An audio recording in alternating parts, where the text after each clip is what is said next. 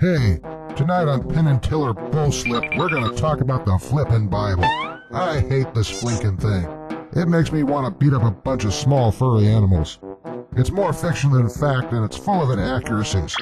So I'm here because... He's here because he's an ignorant, loudmouth cretin who thinks offering mocking descriptions of miracles and vague, whiny claptrap, while I do cheap magic tricks over the course of half an hour, is sufficient to debunk a complex historical text that real scholars have been studying in depth for decades.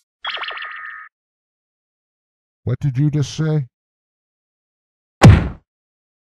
Aw, having a temper tantrum over my truth-telling spell?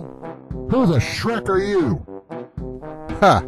A better magician than you, that's for sure. Why don't you start your own act and bill yourself as Sloppy the Sorcerer? Why, you little... Okay, Sloppy, here's the deal.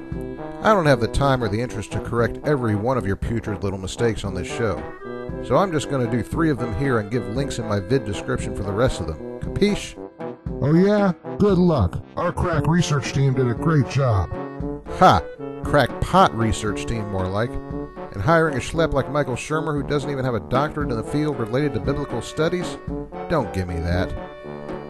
Alright, I'm low on time already, so let's get this trip started. Okay, know where we are, Sloppy? It looks like Kansas. We're definitely not in Kansas.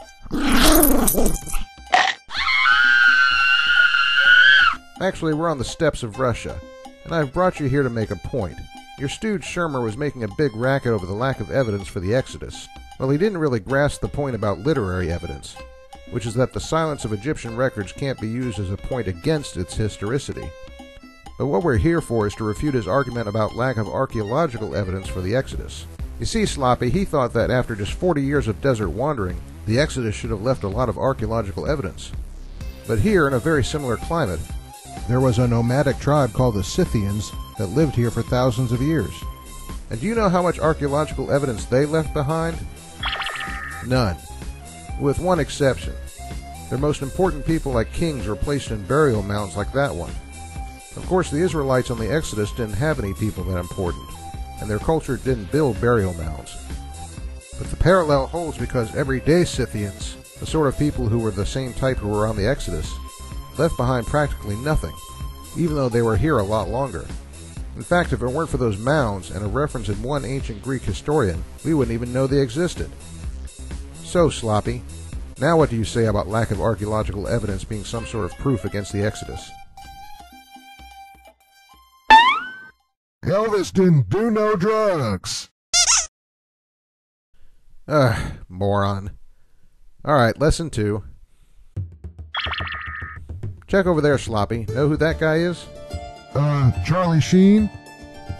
No, you dipstick. It's Apollonius of Tyana.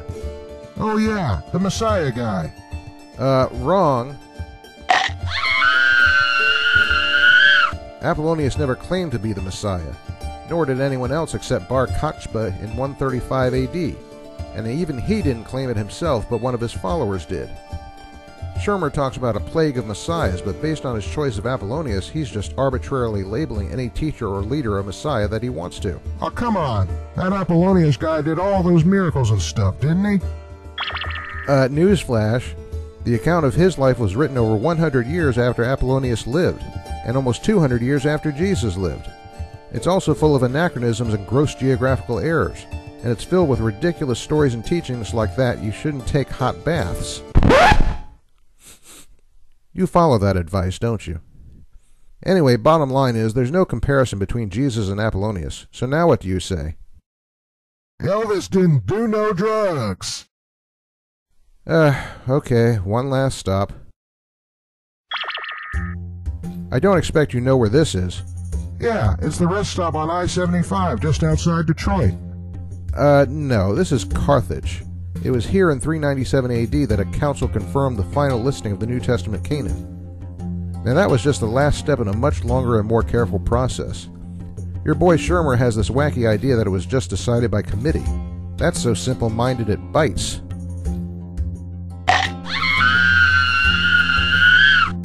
But anyway, since silly Shermer wants to talk about Gospels excluded from the Canaan, here's my challenge to you. Name 3 of those Gospels that were excluded and tell me why they deserve to be included. Go.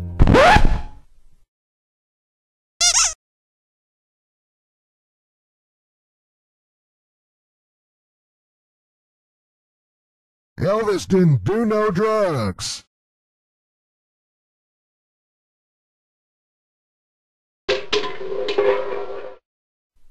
Oh, for pity's sake, forget it. You're so stupid you're incorrigible. Go home. Sure glad that's flicking over with.